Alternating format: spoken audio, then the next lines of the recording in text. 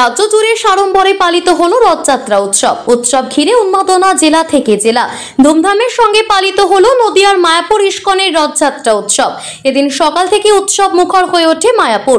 প্রভু জগন্নাথ, সুভদ্রা এবং বলরামকে দর্শনের জন্য রাজ্যের বিভিন্ন প্রান্ত থেকে অসংখ্য ভক্তবৃন্দের সমাগম হয় মায়াপুরে। বিদেশি ভক্তদের উপস্থিতি ছিল চোখে পড়ার মতো। তিনটি রথকে ফল এবং ফুল দিয়ে সুসজ্জিত করা হয়। দুপুর 3টে নাগাদ রথের রশিতে টান পড়ে।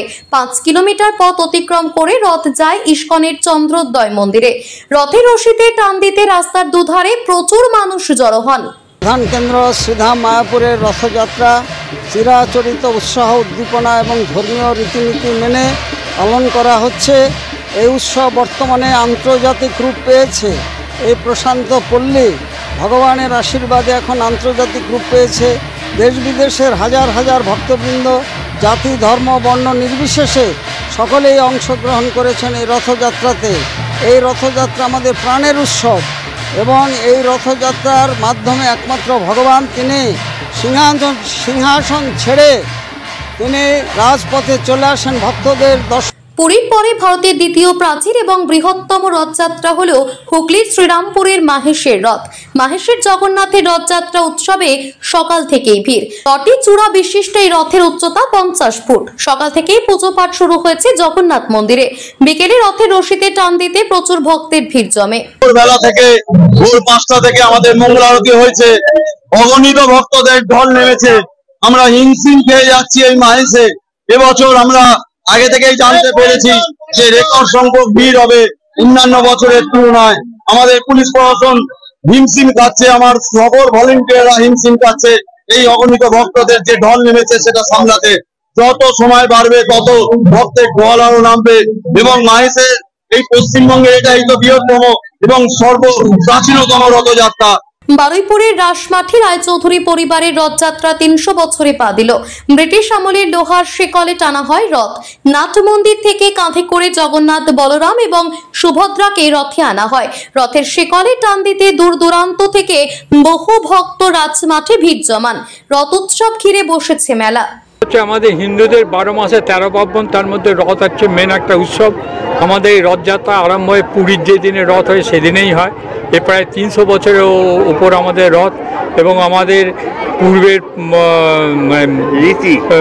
রীতি অনুসারে আমরা সেই রীতিটা এখনও জমিদারি চলে গেছে, কিন্তু এখনও সেই রীতিটা মেন বহাল করে চলছি। এবং এইখানে মেলা উপলক্ষে দক্ষিণ চব্বিশ পরগনায় প্রচুর লোক এখানে সমাগম হয় এবং বিভিন্ন লোক তাদের সারা বছরের জীবিকা নির্বাহের জন্য এখানে দোকান, বিভিন্ন ধরনের এখানে দোকান বসে, যেমন মনোহারি, কাঠের দোকান, চারার দোকান, বাদাম ভুট্টার দোকান, বিভিন্ন খেলা সব বসে। এইভাবেই আমাদের মেলাটা চলে আসছে এবং আমরা যতদিন থাকবো, আমি আমার ভাই যতদিন থাকবো, আমরা এটা কন্টিনিউ করে যাব। প্রায় 300 বছরের বহরমপুর শহরের পুরনো হসপিটাল মোড় সংলগ্ন জগন্নাথ মন্দিরের রথযাত্রা ঘিরে বাড়তি উন্মাদনা দেখা দিল শহরে।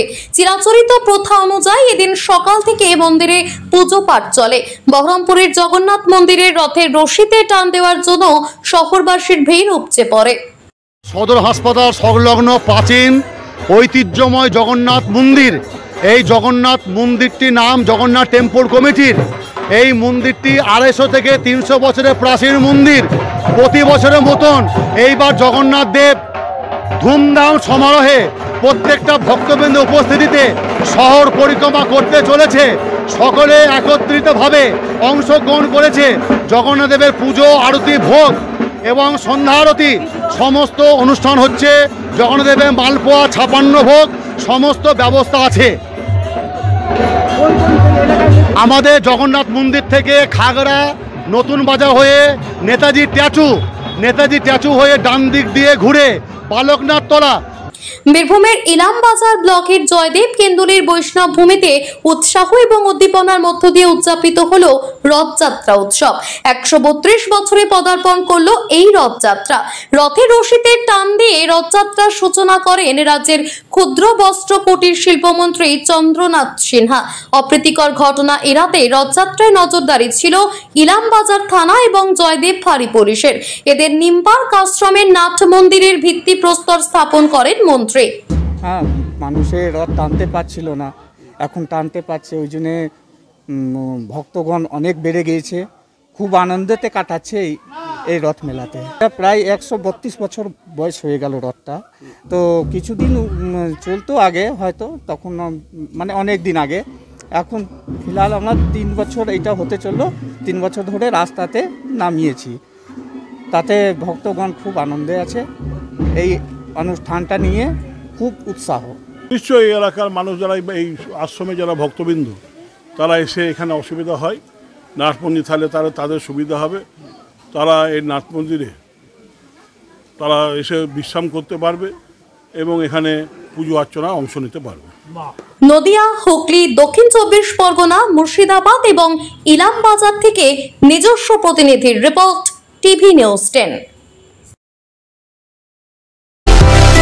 সুলভে সঠিক চিকিৎসার একমাত্র প্রতিষ্ঠান বিবেকানন্দ হসপিটাল। 24 ঘন্টা emergency service, blood bank, trauma care. আপনাদের সেবায় আমরা তৎপর। গুণমান ও পরিষেবায় দুর্গাপুর বিধাননগরের ডক্টর জাকির হোসেন এভিনিউর বিবেকানন্দ হসপিটাল শিল্পাঞ্চলের মানুষের মন জয় করেছে। সবার আগে খবরের আপডেট পাওয়ার জন্য সাবস্ক্রাইব করুন আমাদের ইউটিউব চ্যানেল এবং ক্লিক করুন বেল নোটিফিকেশন আইকনে।